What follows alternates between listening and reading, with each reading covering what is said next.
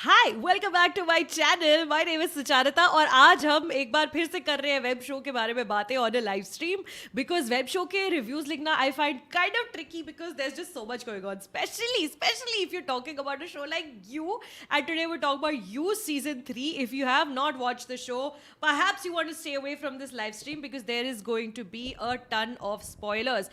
Today I am here with Saloni Gajjar. Hi Saloni, you can unmute yourself. Hi. Hi. Hello. Now, please tell everybody who's watching us live right now and who's also going to be watching us later, where do we know you from, Saloni? Yeah, so I work at this digital publication in the US. It's called the AV Club. And thankfully, my job is all about writing about TV, whether it's reviews, just like features, interviews, all that good stuff. Lovely. So today, Saloni has very kindly said that, okay, fine, I will waste an hour of my life on your channel.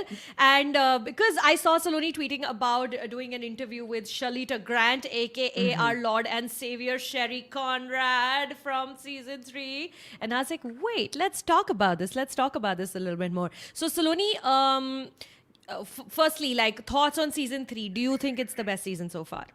Yeah, I mean, I definitely liked it a little bit more than season 2 because the dynamic was so different because of Joe and Love this time. I think it was just very entertaining. It was a lot, it was so compelling. You want to keep watching, which is obviously the case with you, even seasons 1 and 2. But with 3, the dynamics shifted so much. The new setting, the new characters, it was just very compelling. So I definitely think it was one of the better seasons, especially compared to season 2. And what did you think of it? 100% best season so far because it is they have really kind of pushed how many people we can kill. Let us just see how many mindless killings we can have. What is the body count, the how we can keep increasing it in this season. And they have really kind of, I also felt, Saloni, that the reason why they went really over and above with the killings and the murders is because this is my theory that they are perhaps like Penn Badgley ने पिछली बार बोला था that I really don't want people to emulate Joe because there's a lot of like love for him, right? Because he's like this sexy like serial killer vibe. And he's like, I just really don't want people to take that away from him. Don't fall for guys like him. And I think it's also a cautionary tale in a much bigger way in this season because they're just kind of saying that if you do one murder, it is going to lead to these many complications. Then to cover that up, you will do one more murder and one more murder, and then it's just never going to end. You will always be on the run. You will never be happy because throughout the series, you see that Love Queen is just unhappy throughout it all, right? Right from both of them till the end. So I also think that the body count is so high because of that. Ocean is saying that Ocean really hated this season. Oh, wow. Ocean, please explain in the comments why you feel that way. Yeah. Okay. That's so interesting. So let's go on to this. Now, you just did an interview with Shalita Grant, aka Sherry Conrad, who has the perfect arc in this show. She starts as I was pissed off with the influencer stereotype because, women get a lot of unnecessary hate for being influencers because most of the influencers, most of the people creating content online, especially on places like Instagram, are women, and that's why the whole profession of being an influencer is looked down upon a lot. So there is a little sexism there. So I thought that was unfair to begin with, that she is such a unlikable character, but where her arc goes and where her story ends, it's incredible. So talk to me about talking with Shalita Grant, man. Yeah, I mean, that was my takeaway too. And so let me start with this. Have you watched this show called Search Party on HBO Max? She's in it too for one season. Yeah. And her arc, even in that, is something similar to what she has here, where her character comes in. You think, oh, this person is so unlikable. And then I think her performance really just adds so much depth to even a character you feel is very superficial. She brings out like certain aspects that you want to root for her, even if you don't like her. And then obviously that happens in new season 3. And I think that's one of the reasons I was excited to talk to her, to understand what's her philosophy when she's picking such characters. And you're right, the influencer thing is definitely, it's tricky because I don't think most people realize that influencers are usually most vulnerable because they're putting out so much content about themselves.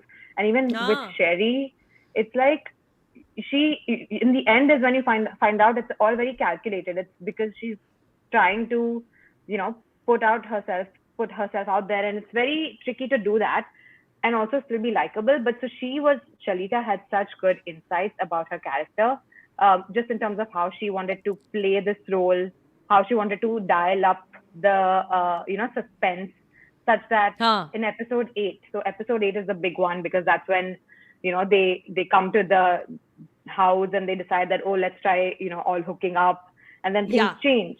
So she told me that that's the episode everyone was waiting for in terms of filming it, because that's where everything changes. Everything suddenly becomes much more serious. Like we have individually killed people here, there, so far, but then it's this episode that it comes out more in the open. If they are, you kind of also expect that these characters are now going to die. These two characters. And so it was surprising to me that they survived. Spoiler alert. Spoiler. There's a ticker at the bottom of the screen that is yelling spoilers in all caps. So there's lots of spoilers here. Everybody who's watching us right now, please hit that like button, like this stream, because if you like this stream, then other people will be able to see it. It'll pop up on your home pages and people will be like, there's some interesting conversation going on here. I love Sherry Conrad because I was watching this with my friend, shout out Nikhila, and she was like, both of us, where we were watching this together, and we were really like kind of cringing at every moment Sherry Conrad comes on screen. But Shalita Grant is such an incredible performer. She just everyone just kind of is in the shadows when she's on the screen. Even when she's doing the scenes with Penn Badgley or Love Quinn or anybody else, you are only looking at Sherry. She owns that scene. She owns every frame she is in, and it's just so incredible that she manages to do that while being an unlikable character, but then also being an unlikable character that you're rooting for. You want her to win. You don't want her to die in that cage. So I think quite incredible. I think the best parts of her arc are obviously in the last 2 episodes, because she's in that glass cage, and it's like, it's almost like both of them, Sherry and Kerry, are also having their own couples therapy in there without the therapist, right?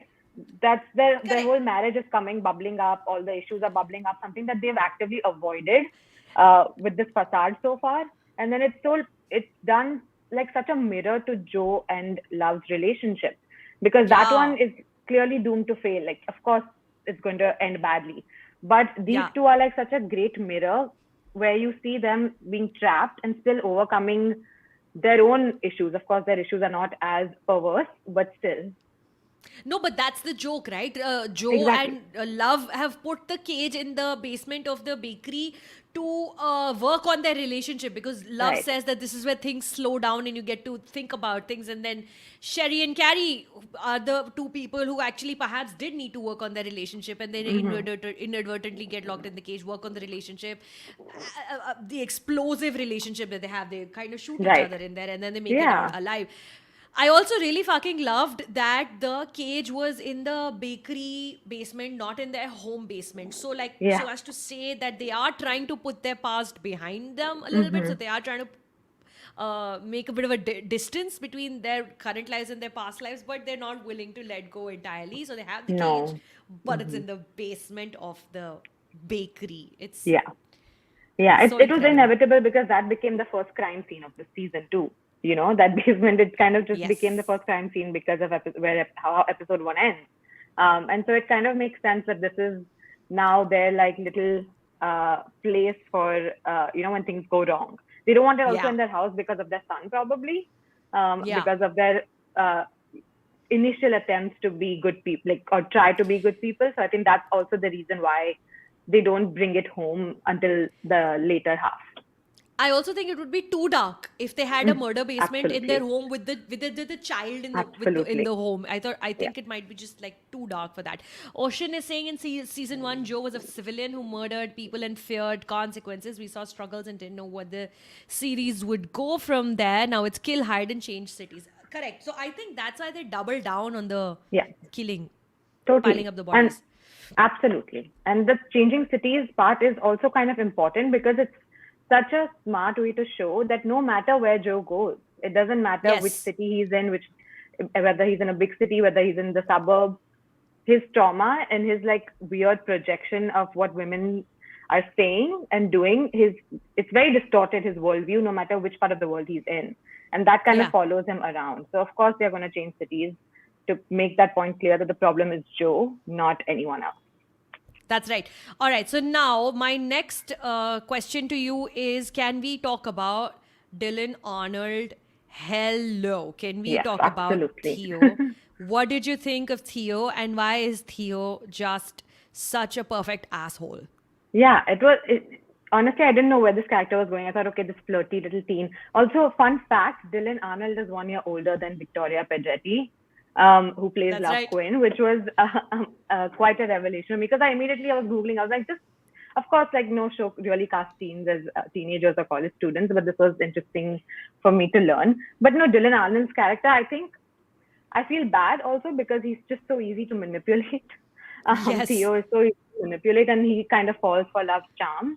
But I liked how his character progressed, and especially how it ended, because I did not expect him to survive. Again, another survivor this season, which was an interesting change of pace for you, I think, this season. Yeah.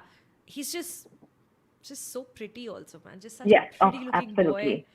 Just such a pretty looking boy, but such a dick. Like, So but cocky, then, so confident. Because rich kid, no. So that's also Exactly. the stereotype that they're playing on. But my question to you is that why did Joe save Theo when Theo has fallen down the stairs and Joe realizes that love didn't finish the job? He is bleeding from his head, but वो मरा नहीं है. And then Joe feels like, "Hi, बेचारा, तेरे को तो crush हो गया मेरी wife पे, चल मैं तुझे hospital लेके जाता हूँ." But why? What is in it for Joe? Because Theo is going to tell people what really happened. Why does he spare Theo? Yeah, because Theo's also not underage; he's an adult. No, not at all. I think it may be, when I was watching it initially, my first thought was, oh, it's his last ditch effort to still say, oh, I'm still a good person. I'm going to save this kid, because all his dad is already in trouble. Natalie is already dead. Love is clearly, I'm going to figure out a way to get rid of her. So I feel that was his last ditch effort to say, I'm still a good person. Like, if I save him, I'm worthy of being with Marienne, if I find her or if I'm with her. So I think that was maybe part of it, but then part of it is also just him not caring as much. Like, I don't think he cares that this other person has been with his wife. He just doesn't. He's like, oh great, she has someone. You keep her. You keep love. I'm out of here. What did you think? I thought it was a little out of character for him, frankly. Like, Really? I did not buy that at all, that he would actually save somebody and take them to a hospital, unless that person, like, Love doesn't kill Marienne because she sees Marianne's daughter come in and she's like, "Arey, baby," she's also a young mother. But Marienne doesn't know the truth the same way Theo does, right? Theo's down in the basement. Theo knows that the Conrads are trapped in there, and Theo knows that these two are serial killers at this point. Love's trying to kill him. Theo knows a whole lot more than Marienne does, and that's why Love lets Marienne go, which is understandable. But why Joe not just lets Theo go, but he actively takes him, gives him some kind of an injection, takes him to a hospital, I think it's also did not kind of that. It is surprising, but like, they kind of built to it in seasons 1 and 2, because in 1 he has that relationship with Paco, in 2 he has that relationship with his neighbor, where he's like trying to fix almost these kids or these teenage characters who have had bad lives like he had while growing up. And it's his way of saying, oh, maybe you can do better than me. I'm going to fix basically what he does with everyone. I'm going to fix this. I'm going to fix you. I'm going to make everything better. But he actually doesn't do that for anybody, including Theo in this case, because now Theo has to live with what he knows. That's true. All right. For everybody who's joining us right now, we are talking about You Season 3, and we are doing a spoiler chat. So if you've not watched You Season 3, then please leave right now. I am joined today with Saloni Gajjar. Saloni को आप Twitter पे यहाँ follow कर सकते हैं @Saloni_G, and Instagram पे उनको follow कीजिए @SaloniJGD. Saloni, where can we find your work? It's all on the AV Club, or before the AV Club, I used to work at NBC at Mashable in the US, I should clarify. And so you can find all my work obviously online if you just look that up. Mashable US and Mashable India are two very different entities, and I Yeah. have a bone to pick with Mashable India. Completely different. All right. Yes. So the next topic of conversation, let us talk about Tati Gabrielle as the only sane person on this show. That was Marienne. Yes. Thoughts on Marienne and thoughts on Tati Gabrielle as Marienne. I mean, my God, the entire time I was like, please just don't die because you are the only sane person. You deserve to live. Like, most of these characters are Yes. shady. They are just like, okay, there's something wrong. Everyone has a. But with Marion, I was just like, no, you have to get out of here. And I'm so glad that that's what happened. I do Yeah. hope in season 4, I love Tati Gabrielle. I love her as an actor. She was so good here. But for the sake Yeah. of the character, I do not want her back just because Marion deserves to live away from Joe. Yeah. Not be around Joe at all. But she's definitely going to come back because that's Yeah, what of happens. course. All his Of course. love interests from previous seasons come back in the next season, and then he kills them. That's what Absolutely. happens. Yeah, love, basically. and then Beck, and then Yeah. Beck से भी पुरानी वाली जो थी वो Yeah. वापस आ गई थी. But I Amit is did saying find that interesting. Oh, sorry, go ahead. no, I was just reading a comment. Please say. I did find it interesting where Marianne is supposedly the only sane one, but even I liked, again, the show is so self-aware, so I liked how they showed that even this seemingly sane, smart person can be manipulated by someone like Joe, for the most part. So that was very interesting to see how that plays out. Not just a seemingly sane person, but a librarian with Right. a college degree and somebody who's actually seen how rough life can be, and she also gets manipulated by this dickwad. So I thought she was amazing. Amit disagrees. He says Marianne was a little boring as a Oh, no. character. I think that was the point also, a little bit. Yeah, because the thing with a character like Joe is that he is so broken and irreparable that he thinks he projects that onto the world. He projects that Yep. onto every single person he meets. And his first agenda, if he finds you even slightly interesting, is to find what's broken inside you. He will not rest until he finds Yeah. what's broken inside this person that he's interested in. And then when he finds that, then he becomes obsessed not just with the person, he becomes obsessed with the broken parts of that person and how he can be the glue that puts it back together. Yeah, And then when he, a fixer. at some point, if he realizes that he is not required or that person is also crazy, like Love Quinn turned out to be, then he wants to exit from that situation as fast as possible. Yeah. Let's see. Isha is saying, I feel the creators should have introduced another character for Joe to stalk instead of Marianne. Marianne should have been a friend to Joe only. Nah, girl. No. I like what they did with. Yeah, it was interesting. And also it was unexpected because you think that, when you're watching episode 1, you think, oh, poor Natalie, the entire season she's going to be stalked and she won't know what she's falling for. And then, surprise, she's out of the picture. And then it's all about, the twist that it's actually Marianne this season who becomes the victim of his stalking, of his projections, which is a twist we don't really see coming. Or we don't even see how that ends, because I sure thought that Love is going to kill Marianne by the end of the finale.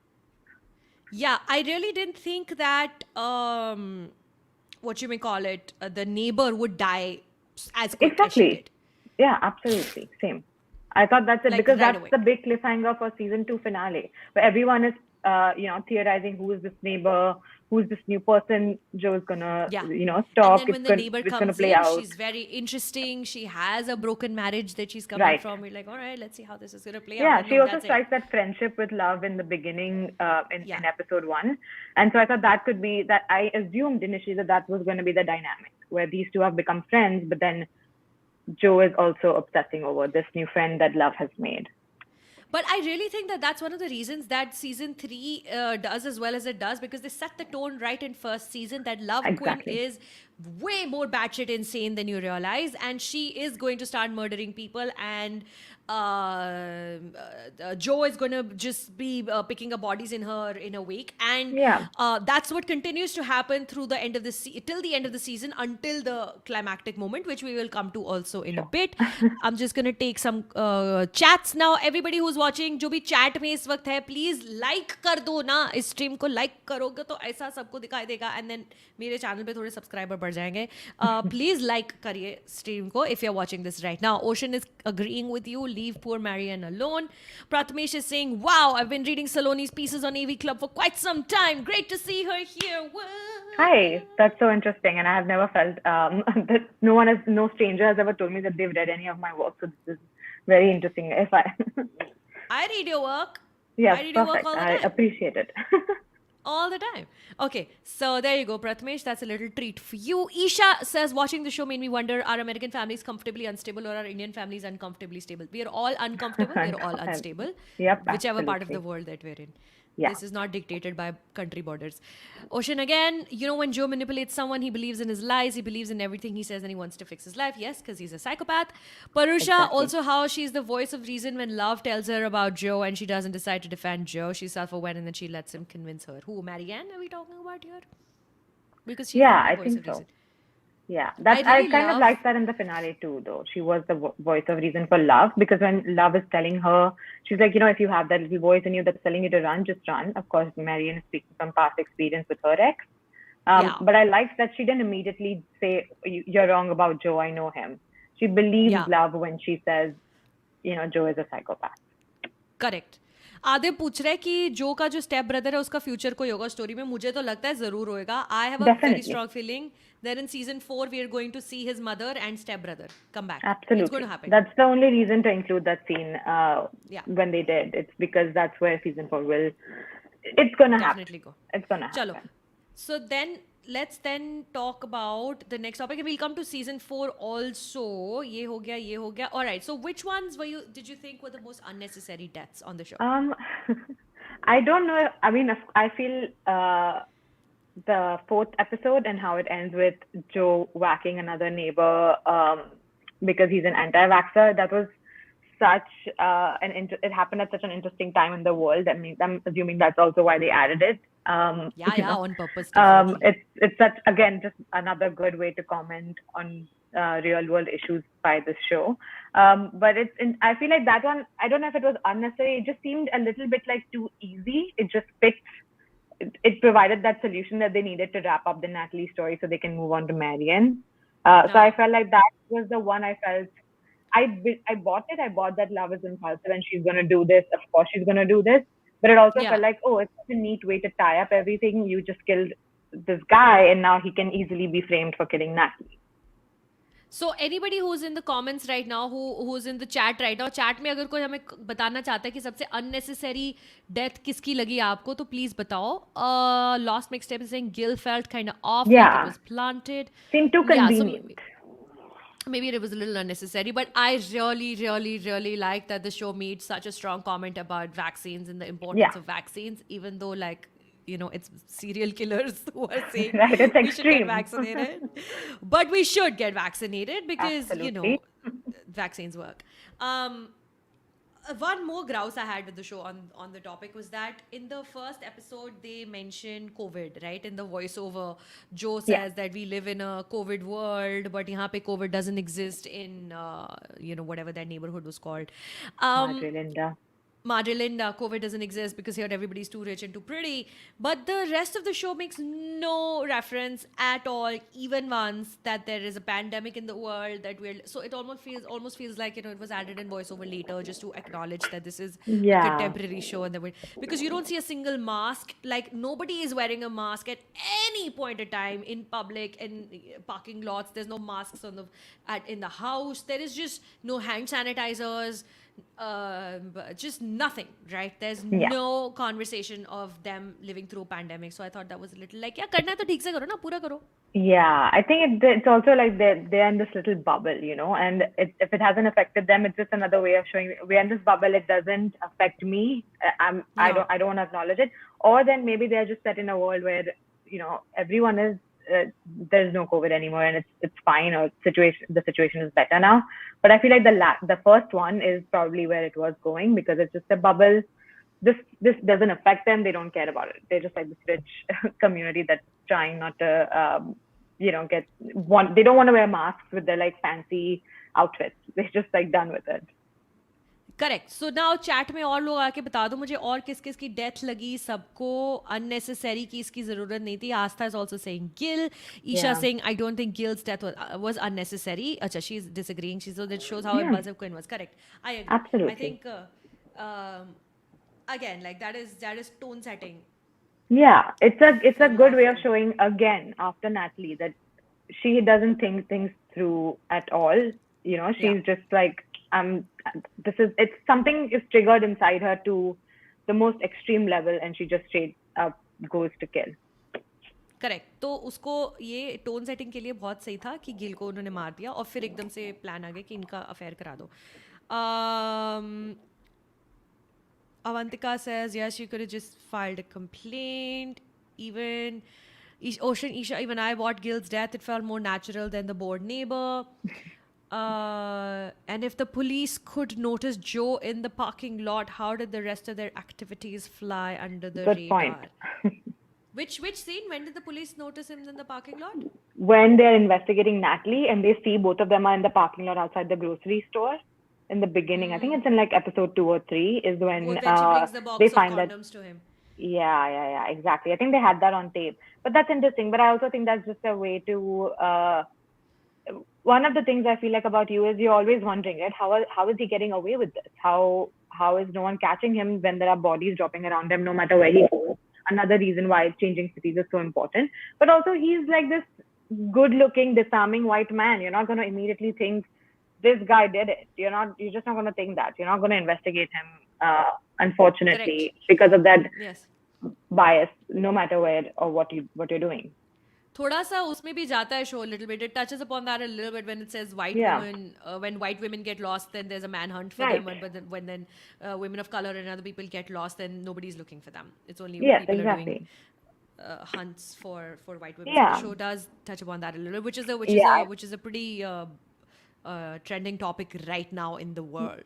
Yeah, absolutely. You does address that because that applies to love also, right? She comes from a wealthy family who they've already helped her out with the death of, her ex-husband, or even when she killed the au pair when she was younger. She was able to get away with it, which is just basically motivation in her mind. Oh, if I do this, I'm going to figure a way out of it. No one's going to catch me because of so-and-so reason. Chalo, let's take some more chats now. Zen says, I love how Joe and Love were not mere versions of each other. They're both murderers and had different traits, which is why also the show works, because now Joe has an adversary who's always one step ahead of him. We saw a little bit of that towards the ending of season 2. So I think season 2, while it was not a very good season, it ended on a very positive note. And then they just kind of took off. They took Love Quinn's history and everything that she's been through, and then everything that they missed out in season 2, they've brought it back in season 3, and I think it's incredible. Asa is agreeing with Parusha. Ankit says, I remember, I do not know who these people are. Love was my favorite serial killer this season. Correct. Then I just realized that Marienne is Prudence from Chilling Adventures of Sabrina. That's correct. Yeah, right. Tati Gabrielle is a really good actor, and it was just kind of interesting to see her in this role because I've seen her in a couple of other things where she's just this like fighter, badass character, and here it was just nice to see that even when she's playing a seemingly simple person, she still brings out that persona. I think it's just in her performance. Marienne, right? All right, so absolutely. Let's see who else we've got. Isha Anand is saying, I feel problematic for wanting Joe to obsess over more women and kill them. I never want this vicious circle to end. Maybe this is what detective writing does. This is why we watch true crime. Yeah, this is exactly why we watch it. It's morbid fascination towards stories, because in your head, you're also putting yourself in those situations, right? You're also, as you're watching the show, you're also thinking to yourself, if I was Marianne, how I would have been able to tell that this man that I was interested in is a serial killer and I have to get away from him, right? You're Yeah, always thinking that. अगर मैं Marianne की जगह library में होती तो मुझे yeah, तो पता चल जाता. इसलिए हम true exactly. crime देखते हैं. Exactly. And in most true crimes, anything that we see or we watch or we listen, you're just kind of hearing the story. I think that you is even more fascinating because you're going inside the head of this killer because Joe is so, you're hearing all his thoughts, right? His narration is fantastic. You're hearing exactly how that mind works, what compels him to do what he's doing, which is not something you normally get out of most true crime stuff anyway. But in this case, his Correct. narration and the writing of his narration is so fantastic that you kind of understand it, but you don't sympathize with it. So I think the show's writing does a very good job with it, where you're not like, oh, I understand why you're doing it, I sympathize with you. It's like, oh, you're doing it, but you should absolutely not be doing any of this. Just get help. You know, that's why when people are saying, but Kabir Singh also, but like Kabir Singh, and the difference between Kabir Singh and you is that you is very aware that these people Absolutely. are degenerates, that these people are diabolical psychopaths, Mm-hmm. and it is just cautionary. Like it is morbid fascination into the lives of two serial killers who happen to be lovers and then husband and wife and have a child together and then just can't stop compulsively killing people, and how perhaps they want to kill each other. Will they kill each Yeah, other because they are serial killers at the end of it? right. So that's the fascination. But at no point in the show, the writing or the Mm-hmm. lens towards the gaze towards these two people, at no point in the show does it turn there's no tones of adulation, there's no tones Yeah, of celebration, there's nobody saying that, this is how you can get over your past trauma and live a new life. No, when you've killed people, yeah, you've killed people. When you've destroyed lives, you've destroyed lives. There's no running away from it. yeah, There's no getting away from it. You're yeah, always going to be absolutely. in that cage. And I also Sorry, I just appreciate feel that very all the passionately. no, absolutely. But and also the show does very well of showing of displaying that with all the writing, but also outside of the show, the team is very vocal. If you've heard interviews with Penn Badgley or with the creators, they are very vocal. Do not romanticize, do not fetishize what Joe is doing. Like that's not the goal of this show. And they're very vocal about it, which, when it comes to Kabir Singh or other such projects, actors don't own up to that.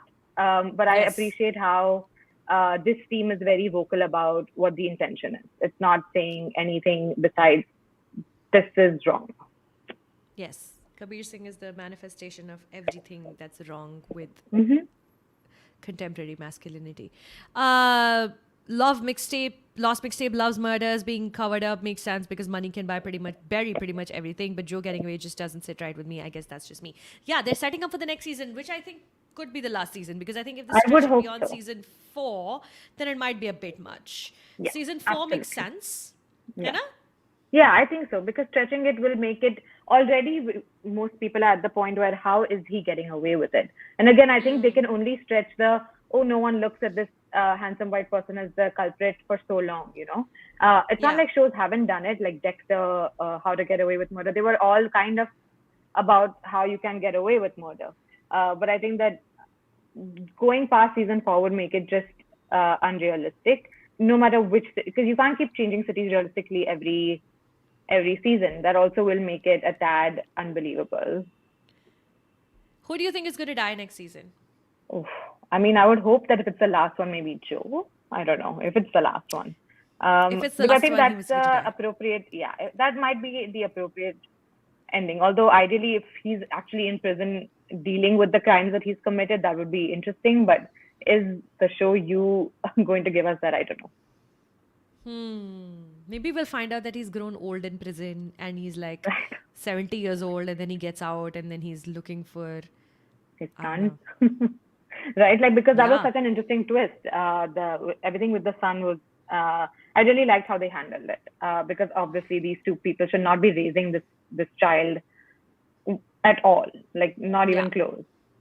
Yeah. Yeah. So they gave it over to Dante, which I thought was very nice. Why do you think they did the switcheroo that they were expecting a girl but they had a boy? What impact does that make to the show, I you think, think? yeah, that was interesting, right? Because they started off with Yeah. that. That's the opening scene where Joe is like, oh, it's a boy. He's fucked. Because I think part of it is Joe is nervous he's gonna get his obsessive genes, where he's gonna be like, oh, this boy might turn out like me. And I actually like the twist, because if it was a girl, then it would change the dynamics for Joe, because he's been doing this to women for the last few years, and now he has this life that he has to take care of, who's also a woman, and how will that dynamic change?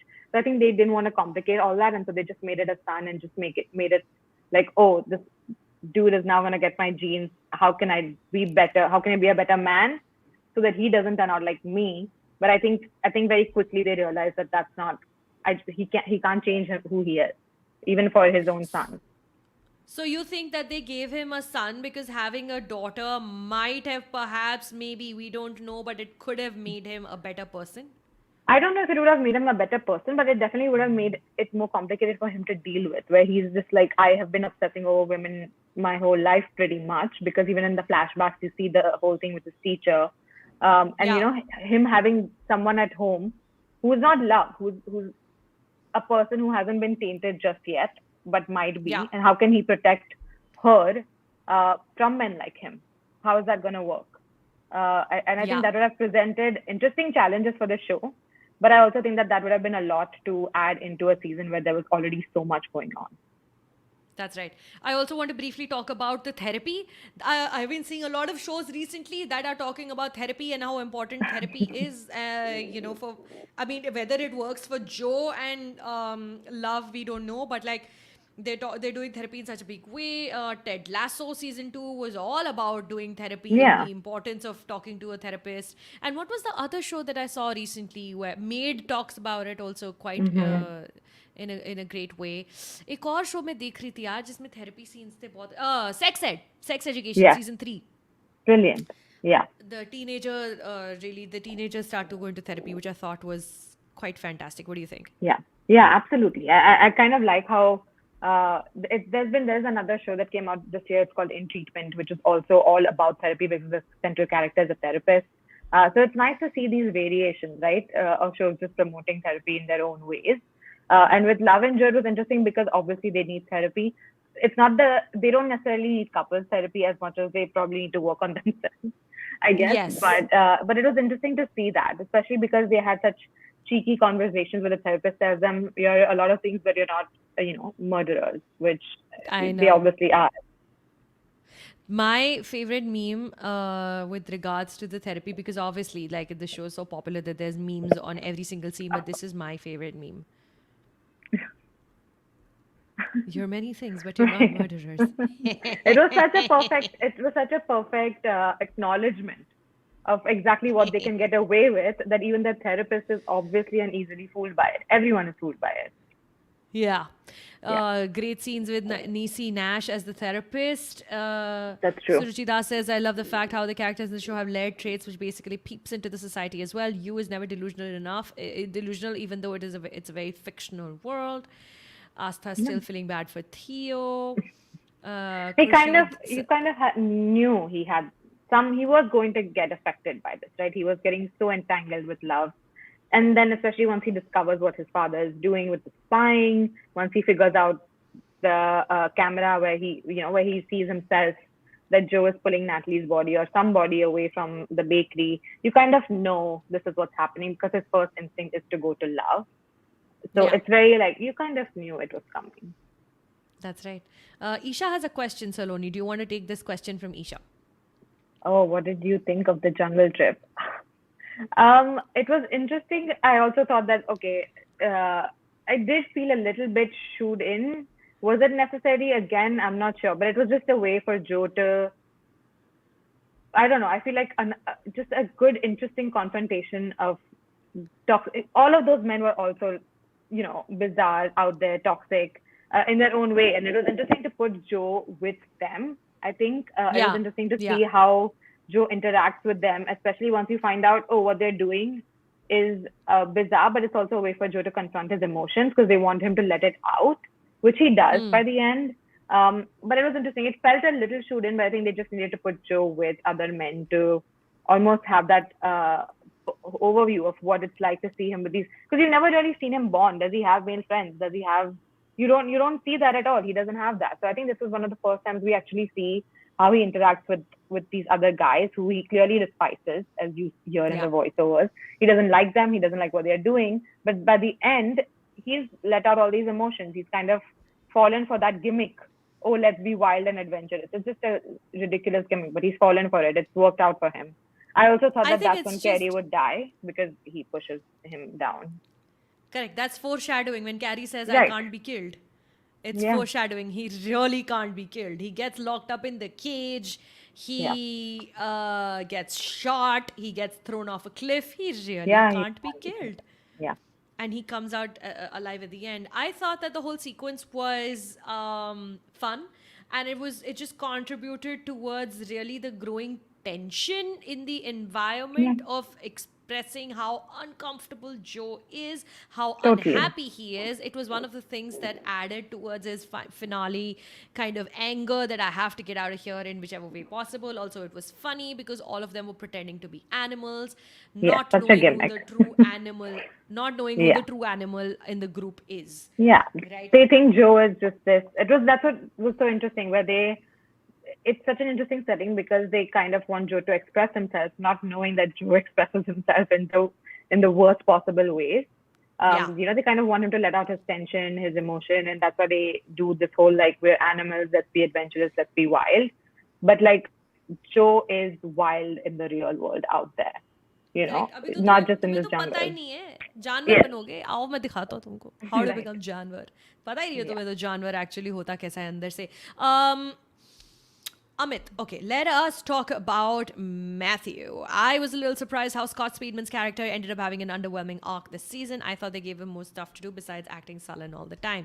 The first point I would like to make at this point is that Scott Speedman, aka Matthew Engler, looks exactly like Homelander from Boys. He really does. These are two different actors. Yeah, they really look alike, especially in this collage that you made. It's creepy how similar they look, for sure. I now see it. I didn't see it before, but now I do. I frankly have no idea which one is which. इनमें से Homelander कौन सा और Matthew कौन सा है मुझे नहीं पता. I made the collage. I have no idea. Yeah, it's similar. I think now when I watch The Boys again, I'm going to have this in the back of my mind. When is season 3 coming? Do we know? No, they haven't announced it yet, but I would assume next year, at least. I love that show so much. Again, such a great really subversion genre, subversion. Yeah. So great. Good commentary on the obsession with superheroes. And again, I am obsessed. I love my Marvel movies, but I just love watching The Boys subvert all the Marvel tropes. Yeah. All right, so what do you want to say about Matthew Engler, played by Scott Speedman? I didn't mind that he didn't have so much of a role. It's fine. Also because he seems so aware of what's happening, he immediately catches on to Joe. If he had more to do, would this season really be as interesting? Because he catches on pretty quickly. He suspects them. He's got his eyes out everywhere. And so I think that the slow build to what he's doing made sense for the show. Correct. I agree with you. Yeah. I thought he was just the perfect amount. उससे ज़्यादा बिल्कुल ज़रूरत नहीं है. जो भी इस वक्त चैट में इस वक्त जो लोग हैं जो टाइप कर रहे हैं जो देख रहे हैं प्लीज़ इस स्ट्रीम को लाइक कीजिए. We're going to end in the next couple of minutes, but please इसको लाइक करो. Hit that like button so that people will be able to see it and subscribe to the channel. And one more time, Saloni Gajjar, you are a pop culture writer. You are a journalist based in New York City. You write for the AV Club. Where can we find your work? Yeah, the AV Club is the best bet for all of my recent stuff. But of course, I'm on Twitter. I often tweet out stuff that I write with great trepidation. And then, of course, I've written for NBC and Mashable and stuff like that. So you can Mashable US. I will say again for everyone who didn't hear me before. And yeah, it's all online. Anytime you're feeling trepidation, ask yourself, what would Sherry do? Right. I know. I need to borrow that confidence. Sherry feels no trepidation. Yes, everybody started with hating Sherry and ended up loving her, which is what makes her character. That's the power of Shalita Grant. Because I think the writing was great, but she brings out so much depth and nuance in her character that you don't think has any, which is the best twist to experience. That's the best kind of character arc to build, where you don't expect to like someone the way you do. And then by the end, when I saw that scene where they're on the stage giving that TED talk, I was like, yes, this is appropriate. This makes sense. Of course, they have embraced the cage, so to speak, Of course. Correct. I learned a new word this season, which I'm very happy that I did. It's called compersion. Yeah, The that was opposite of interesting. jealousy. Don't be Yeah, jealous. Feel yeah. compersion. I love it. Yeah, that's pretty much kind of on my notes. I was taking notes while I'm watching the show, Of course. and of course, and one of my notes says, "Oh my God, Theo, run!" Yeah, exactly. You feel so bad for him because you can see he's being manipulated right from the beginning, especially, and there are certain scenes where she is actually manipulating him to figure out what Matthew is up to. And the entire Yeah. time I'm just like, nope, nope, get away, go back to college, don't ever come back. They really went all out with adding more psychopath touches to this show, right? Hmm. The affair with the teenager next door, Right. swinging, and also like love texting her dead brother. How Yeah. creepy, but how Yeah. incredibly Great. effective. Yeah, absolutely. And the entire time I expected a twist. I was like, oh, someone has Poddy's phone. Like, is Yeah. someone miraculously going to find it? And that's how things are going to spiral. And again, I'm glad that you did not stick to what is expected of it. Correct. Because the show pivoted from secrets of the past to continuous mess making, because Yeah. the tonality of season one was definitely secrets from the past that are coming back. Season Hmm. two mixed that. Season two had a lot of secrets from the past, but also like a lot of new mess making. Yes. And season three is all about new mess making. There is Yep. nothing from the past. 40 Yeah. is dead. The Quinn Yeah. family is broken up. Beck, all the ex girlfriends, they're all dead. None of them make an appearance except in the end when we see a flashback Right. when Joe was a little boy and he went to see his Yeah. mother, which I think is going to make an appearance in season Oh, four. absolutely. Yes, definitely. It'll be interesting. Maybe I don't know if Joe will be in Paris the whole season. I'm not sure, but it'll be interesting to see where that goes. We have a comment here for you. Mm. Oh, okay. So thank you. I appreciate that. No, There you Shalita is great, and if you guys liked her work, I definitely recommend watching the comedy Search Party. And if you like You in general, Search Party is also very funny. It's just subverting a lot of tropes about true crime as well. So you guys will love it. And Shalita has an amazing arc again in season 3 of the show. Is it in India? It is streaming? Yeah, so here it's on HBO Max, and I think a lot of HBO Max content in India streams on Hotstar. That's right, So it does. maybe, yeah, so maybe Maybe it's it's there there. somewhere. Yeah, We exactly. It's shall hunt for definitely it. worth a watch. Very enjoyable, very funny. Search for the Search Party. For those Yeah. of you who don't know, Saloni is in New York City right now. Ocean says, I love the part that Joe gets measles and wasn't aware about his vaccinations. Correct. Right. So the show makes a good comment on how Yeah. vaccines are important. The Isha bad saying to childhood bring you part is back so again. true. Go ahead. Isha saying to Oh, bring you back again, and Shrimi also. definitely. Lovely ladies. I have I- never spoken to Shrimi, but my God, I love her because she is just so funny. Again, I've never spoken to her, but I just really enjoy reading her tweets. I just enjoy seeing her social media presence. So yeah, she's great. Random shout out to Shrimi Verma. Yeah, just random हिचकी आ रही होगी श्रीमी वर्मा को. Okay, so before we wrap it up, predictions for next season one more time. So we've already discussed that we think that Joe's mother and stepbrother are going to make an appearance. Yeah.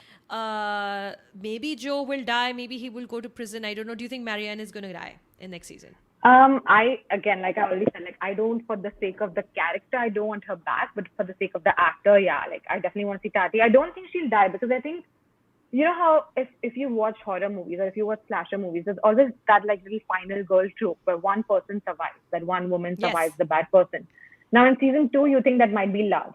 I don't know, just because of the way she was introduced, but clearly that's not the case by the end. So I think there's a good chance it can be Marion, but you never know because it's this show. And it's also all about you. So it's kind of subverting that final girl trope where it's not the girl who survives, but it's the guy who keeps getting away with it. Yeah. So it'll be interesting to see if you does that. But I definitely think his mom will come back because they need to wrap up that arc somehow, because they've shown all this generational trauma being passed down to him. They've done such a good job of that it needs to meet some kind of conclusion. Because Yes. that's what they did with Love also, right? They showed the mother and how she passes her own trauma to Love, which is what makes Love who she is. And that's also kind of contributed to who Joe is. So I'm interested in seeing how that arc wraps itself up, if that's what's going to happen. And the fact that his mother comes back for a flashback sequence makes me feel that the next season might be the last season, because we'll finally get to the heart of it, Right. what all the problems. Yes, the beginning of his problems. Do you think it's going to continue to stay in Paris? I don't know, because I think then how can you if it's going to include his mother and apparently his step brother, then how can it continue in Paris? Maybe something compels him to come back. So maybe there's part of it that's in Paris, and then something major happens and he has to come back, or I don't know. Or they could just stay in Paris if they want to, especially if they want to make more seasons. Then I think then yeah, it'll be in Paris, and it'll be interesting to even explore how that works for him, because it's not. Of course, it's people he's not familiar with, but it's also a police system he's not familiar with. You don't know how things work there. So that could be very interesting, because he knows how to manipulate his way around his home base. But this is a different ball game altogether. Amit ka comment pad lo zara. He's saying, I wanted to be mad if Joe met God. Emily in Paris in season 4. I'm no fan of Emily, but even That's Emily doesn't terrible. deserve. Yeah, I'm no fan of Emily, but even she doesn't deserve to be falling for Joe. Amit, that is terrible. That is terrible. Bad Amit. Bad Amit. Acha, now we're going to wrap this up. But Saloni, what are you watching currently? What have you seen recently that you would like to recommend, movie or shows? I mean, I think you already mentioned the show Maid once, but I highly, highly recommend Maid. I started watching it because I had to write about it, and I thought, oh yeah, it's going to be fine. Margaret Qualley, amazing performer. I'll get at least good, something that's like I get to see a good performance. But my God, Maid is excellent. I highly recommend everyone watch it. Very evocative without being dramatic, which is a great thing, because you don't want to be wrapped up in soapy drama, which can happen when you're talking about poverty, when you're talking about all of the things that she goes through. But it's not dramatic. It's very evocative, very gentle, very interesting. And so I definitely recommend Maid on Netflix, and I already recommended Search Party also. I definitely recommend that. Of course, you said Ted Lasso, which I'm sure the whole world has watched by now. But if you guys have Apple TV Plus, which you do because of Ted Lasso, let's face it, I will say that watch Mythic Quest, which is another amazing comedy, and For All Mankind. Both are on Apple TV Plus. Okay. Wonderful. And if you liked Maid, I would like to make a relation recommendation at this point. Is Phyllida Lloyd's Herself. That came out last year. I don't know if it's still available to watch in India. I watched it in the United States. It's on Amazon Prime Video. If you're in the United States, you should watch it. Herself. Now, Phyllida Lloyd, I don't know if you're familiar with her work, but she is the filmmaker who made Mamma Mia, the first Mamma Mia, the original Mamma Mia. So she's done Broadway her whole life. So she did the Broadway show, and then she made a feature film out of it, like one of the defining movies of our lives as our generation. The original Mamma Mia. Then she also made Iron Lady, for which Meryl Streep won her Oscar. So last year she made a smaller film budget-wise. It was called Herself. And it is the story of a woman who escapes domestic abuse with her little daughters. She has 2 daughters, and then she becomes a maid. Oh, wow. And then how she manages that. Of course, the show is not set in America. It is set in Europe. And how she manages that system, how she gets on government help and support. And her aim in that film is to build her own house for her daughters, because she, like in Maid, Alex in Maid, she keeps shuttling from one housing location to the next, and she finally wants to build her own house. Right. And then, of course, there's women, same way in Maid, there's women who come and then make a circle of friendship around Alex and help her. The same way in Herself, that happens as well. It's an incredible film, very moving, excellent acting performances. So if you liked Maid, I would do relation by recommendation. Please watch Herself. I'm definitely going to watch it this weekend now, because I love Maid so much. Didn't expect to, and then it just blows you away, which is what you want when you're watching 10 episodes, right? You don't want to be kind of stuck through and just like, which is what I'm doing with the morning show right now, which is just not very good, but then you just kind of are compelled to keep watching. But unlike the morning show, Maid is just fantastic. Wonderful. So what I'll do, guys, I'll come back on Monday and I will talk about Maid on Monday, and I will also talk about You Season 3. I'm going to put up short videos of my analyses of these two shows. Saloni, my thank you for being here, for your time. What time is it in New York right now? So, Oh, Baki, it's 11:30. yes, exactly. So not too bad. But thank you Not for too bad. inviting me. I have been such an admirer of your work because I will say that I have really liked your work as a critic because for one very specific reason, and which is that I always, whenever I'm seeing your work, I always think that you really get the pulse of what a content is like, any whether it's a film or a show. I feel like you really get what they're trying to do or say. And so I know that when I'm about to press play on your videos, I'm either going to you're going to get what I got, or I'm going to learn something new, which is exactly what you want from a critic. So I've been such an admirer of your work. Oh, it's okay. You can, but that's true. It's not a lot of critics are not like that. They don't get the pulse of the content exactly. They kind of swivel around it. And so I really personally like reading and watching critics who will either agree or like point out things to me that I didn't catch, or like Yeah. better explain things that I did catch. And that's what I get when I'm seeing your stuff. Thank you, Saloni. That's Yes, very of kind of course. you. Next time I'm in New York City, I'm going to hit you up and we're going to Definitely. go party like COVID Absolutely. never existed. I know. Let's Um, hope so. I hope Thank you for so. your time today. Yes, Everybody, of please course. follow Saloni on Instagram, on Twitter, and also follow her work at the AV Club. This is me, Sucharita, on my channel. We're signing off. We've just spent an hour discussing You Season 3. Sorry if we gave you any spoilers. If you've not watched the show, तुम्हारी गलती है. क्यों आए हो live Yes, stream पे? exactly. Subscribe कीजिए channel को, and then I will see you on Monday here again. We talk about Maid, and we'll also talk a little bit more about you. Bye bye. Bye. Thanks, Sucharita.